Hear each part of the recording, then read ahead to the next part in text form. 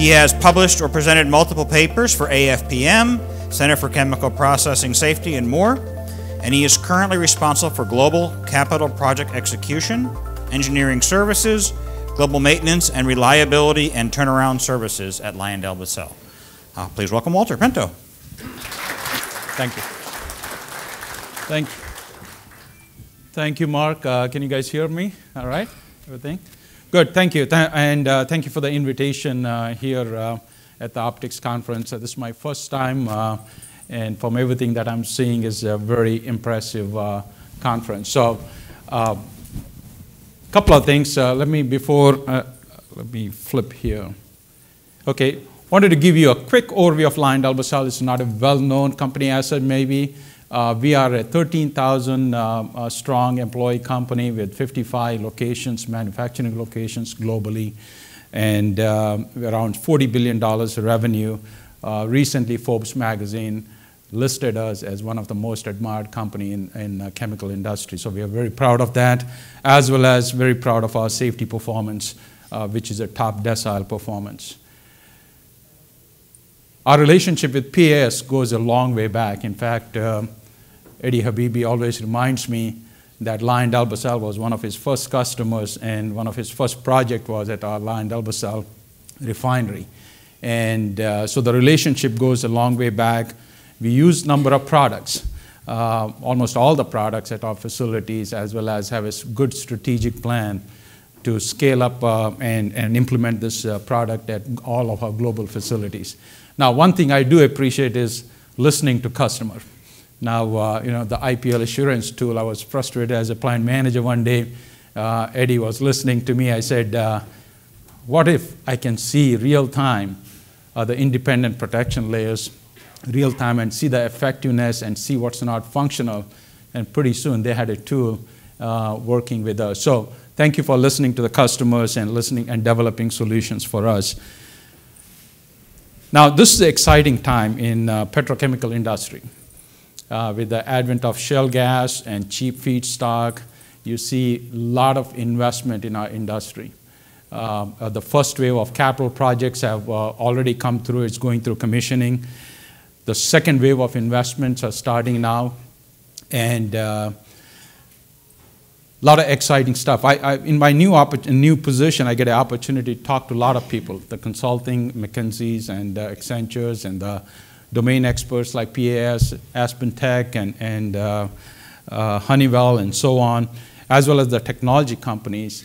And I firmly believe we are right at the cusp of what I call introduction of digitized solutions and growth in that aspect.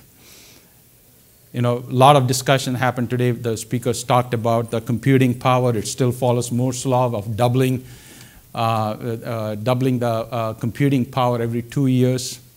You see the data storage growing exponentially and becoming cheaper and cheaper with cloud solutions available. Bandwidth is growing exponentially. Last 18 years, 14,000-fold increase. And with the 5G introduction, that's 100 times more powerful than 4G. Sensor technology, I know there's all kind of numbers, but what I heard was 2015, there was 5 billion things that were connected. That's going to grow into 50 billion things connected, and there are trillions of things to be connected to Internet of Things. Think about the growth in this opportunity. Big data. Future companies, the winning companies, will be the one which will leverage big data. Robotics is growing 100-fold, and I'll talk about the application in our business. 3D printing, that will revolutionize the supply chain. Prediction is in the future, there'll be parts made within 5 miles radius of the customer. Now the parts are made at one place in the world and transported to the customer. That will revolutionize supply chain. I just saw a video where 3D printed livable house. First 3D printed electric car is in function now. Think about that. Cognitive system and AI. If you have Amazon Echo or Google Home, you already have AI in your house. Okay, the application into our business. I'll talk about that a little bit. Augmented reality. I don't know how many Pokemon Go players in this conference here, but when that game hit the street, there were more players than total users are Twitter and Netflix together. Okay? So that is digital information superimposed on the real things and driving that. So that will have a lot of applications. So I can talk about all the technology that's happening around us and the convergence of technology. Eddie talked about the convergence of technology and how it is playing. So the world is changing right in front of us. Whether we like it or not, the rules of business will change. And the future is here faster than we think. Think about some of the businesses that are grown because of this disruptive technology. You know, the CEO of Netflix, Reed Hastings, recognized these disruptive technology way early, took advantage of the bandwidth, took advantage of cloud storage and the computing power, and changed the movie rental business totally. Blockbuster went out of business very fast, isn't it? Uber and Lyft could not have existed 10 years ago without the technology, convergence of this technology with cloud storage and the bandwidth and so on. So that is disrupting the taxi business. Airbnb is disrupting the hospitality business, where a stranger can live in a stranger's house safely and change the complete industry. We talked about Tesla, which has packed all the technology into that. Going into a shared economy and self-driving cars, it will change the future of ownership. People are not going to own things. It's going to change the business models. It's going to disrupt the business models. So what's happening in our industry? Why? What's about us? Data shows, some of the consulting firm data I saw, oil and gas, petrochemical, construction, and I'll talk about construction a little bit, and the chemicals industry lag some of the high-tech consumer industry and so on in adoption of these technologies. So what about us? What's holding us back? I know Antonio talked about the sensors in our plant from a process control perspective. We get data from temperature, pressures, and so on to operate the plant. So how can we imagine introduction of the technology and transformational performance? We are dealing with, currently after talking to a lot of people, how do we introduce this technology? How do we transform our business? And it all comes down to how can we generate value? I mean, our CEO, Bob Patel, always talks about, Walter, we don't want to jump on technology just because everybody's there. We want to see how can we monetize, how can we leverage and deliver value for us. So I think that's the struggle. That's what we are trying to figure it out, where to jump and not being there just for the sake of it. You think about it, we talked about the data from process control perspective. Think about the data that we generate within our operation. In HSE area, we generate tremendous amount of data. I was a plant manager, ran lumber turnarounds. When I go in the morning and look at the tent where there are thousands of people, everybody has iPhone. A lot of time I thought, how can I send some key messages to that iPhone, because everybody's looking at their phone, and get started them on the right safety message right through on iPhone. We generate a lot of data in reliability, maintenance area, engineering, turnaround, construction area, but we don't use it. There's a tremendous opportunity to use that data. Now let me talk about what gets measured, gets managed in our business. I always tell that in our organization. Have you looked at a basketball game where kids play? If you don't keep the score, the game is really boring. It's not interesting. But once a kid starts keeping the score, the intensity goes up. Okay, the elbows started flying. People want to win. It's the same thing in our business. When we keep score, when we have a visual scoreboard, the intensity of the game goes up. All of our employees want to win in everything that they do. Now think about an opportunity. Imagine transformational performance. If you can connect all your databases and so on, push the data up to the data lake and have leading indicator, lagging indicator, dashboards available all the way from the operators to CEO. Imagine the transformational performance if you can do that. We are trying to do that. I know I was brainstorming with Eddie one Saturday morning over coffee, and I just see some of the dashboard at works, which is great. So a lot of opportunities in that area. Think about performance in your process safety if you know where your operate around exception reports are. What's your cooling water metrics? What's your alarm management metrics?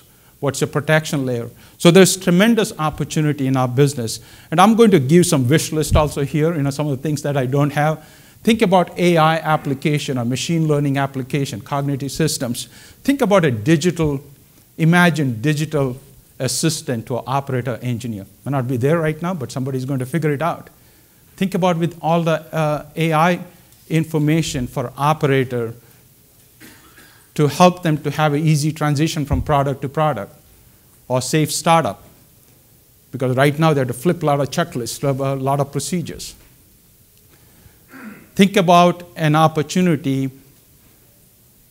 where we have machine learning, and we are testing a couple of technologies, which sits on DCS, learns the plant, and picks up early signature of a failure, and gives the report daily in the morning, where the engineers can look at it, understand it. Antonio talked about understanding the data coming out or the report coming out, and pick up signals of impending failures, impending shutdowns.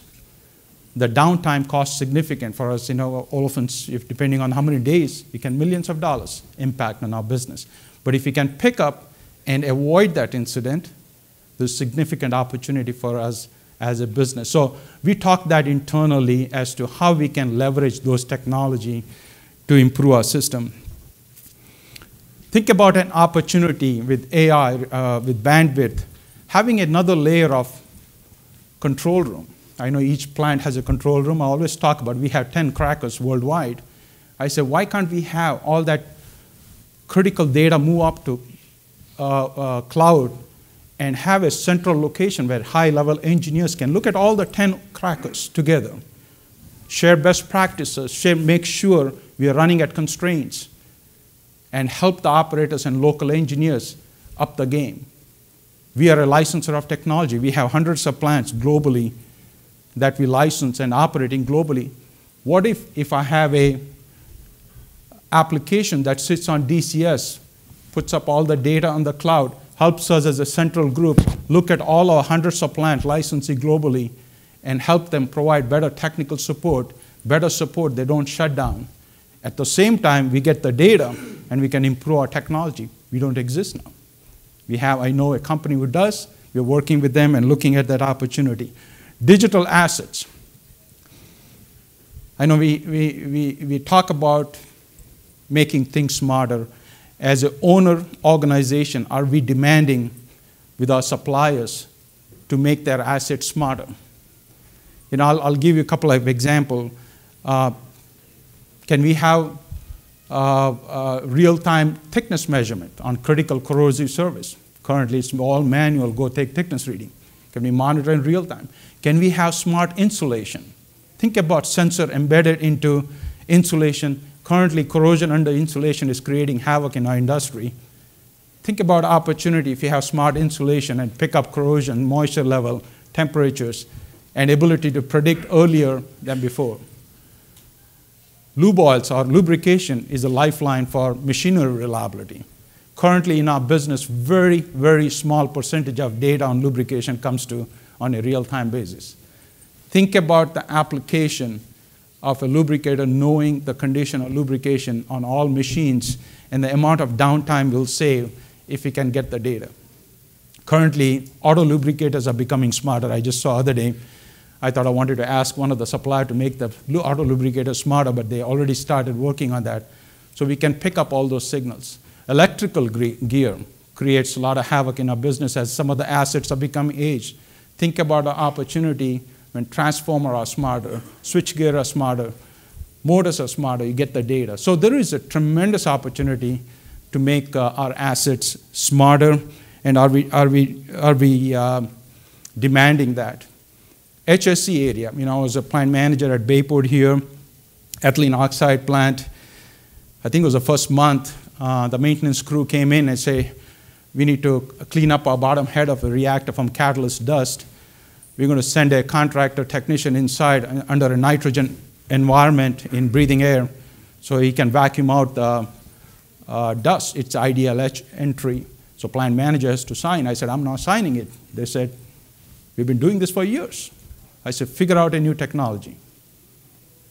And a couple of young, smart engineers, just 1 year out of school, they did some internet search, found a robot in Connecticut who's capable of going inside and cleaning up the bottom head, and we used a robot. So that eliminated a person under nitrogen environment. They had figured out all the helmets and everything that you won't be able to rip it out under distress inside a thing. We had done all the research on putting how to make sure the helmet fits in versus removing the person from the danger. Hydroblasting, high pressure, we are using automation now in that area. I just heard one of the companies in safety business has developed camera technology and access control technology. They can remove the whole watch and watch the people inside a confined space real time and improve performance. Significant opportunity in the HSC area. Augmented reality on operator training. Think about the opportunity in the maintenance technician training. You can see really improve the quality of work. We are already testing model review in capital projects with augmented reality to make sure the clearances are right, valves are positioned at the right place, and all the access for maintenance and so on. You can go, that's the plant that you're seeing is a 2.4 billion plant under construction, which will look into that and using those technologies to improve. A lot of opportunities in the maintenance, reliability, and construction area, and Eddie touched about that. As a company, we are currently almost $3.4 billion worth of big projects under construction, another $3 billion under study. 50% of the capital project is a construction cost in the field. And the success of capital projects in our industry, not many of them gone well, is depend on how construction goes. And it pains me all the time when I see the inefficiency in our construction area, especially when we pay all-in rate of $110, and the efficiency is 35 to 65% all over the map. And it's not because of the worker, because that person is not set up for success, because we don't have the material, or we don't have the drawings, we have some interference, all kind of obstruction to get there. So my vision for our company is we'll have every worker connected, every material is connected, every equipment is connected, and every document is connected. And we'll have a control room just similar to an operational control room, a project construction control room where all the data is coming in. Instead of operator, we have project controls engineers sitting in and looking at the data and removing roadblocks that is holding up the worker to go to work. Think about the opportunities, millions of dollars. It's not small change, millions of dollars opportunity there. And we are already trying it. We are RFID, we are testing it on our construction side with RFID and materials with workers. We are already demanding from our rental equipment supplier that every equipment must have GPS in their equipment so we can know the equipment status. So significant opportunity. Think about knowledge management. As the generation moves out, if you can capture knowledge at the asset registry level, and can use it globally, significant opportunity there. So it comes down to how do you monetize? And I won't go into a lot of details. We have to, in our company, we always struggle. Okay, we have to make the investment. You have to connect to the bottom line. Otherwise, it becomes just to play in the technology space just for the sake of it. So I think my suggestion for you guys, link the application either to the revenue side, or the cost side. Revenue side, how can you operate your plant at constraints and maximize production? How can you make sure the uptime is, maximize uptime, whether reducing turnaround duration, reliability improvement, and so on, quality improvement on the cost side. 90% of our product cost is feedstock cost or variable cost. We spend billions of dollars in feedstock. Think about technology that improve our selectivity, utilization, yields and so on, minimizes leakage to flare and so on. There's significant opportunity involved. So make a strong case when you introduce technology to a business case. Some of the guidance, I'll give it to you. Have a good workflow. Sometimes some companies just introduce the tool, have a good workflow to introduce that. Data integrity is another important thing. We have a very big initiative within our company, Master Data, to clean up the things. Partnership with IT, make sure functional leadership and IT leadership is very well aligned on implementation. A good governance structure. Cybersecurity, as number of things become smarter, cybersecurity will play into a big role into that. Change management, nobody likes change. And as tools get introduced, it'll be a big change, especially for the people in the plant. Make sure there's a good change management, good communication, and so on, and have good leading and lagging indicators. And finally, the support at the highest level. You have to have the support of CEO and executives to make sure there is a good support to move into this digitization initiative. Finally, keep it simple. Don't forget this person. He's the operator. Okay? Eddie always reminds me it's operator-centric, his company. Don't forget this individual, because if you make it too complex, we won't be able to start up the plant, won't be able to operate the plant safely. So it's very important to keep it simple and make sure it is related to the operator. In our business, technology drives performance. It's the people that drive excellence. So thank you for the opportunity to speak at this conference. I appreciate you listening.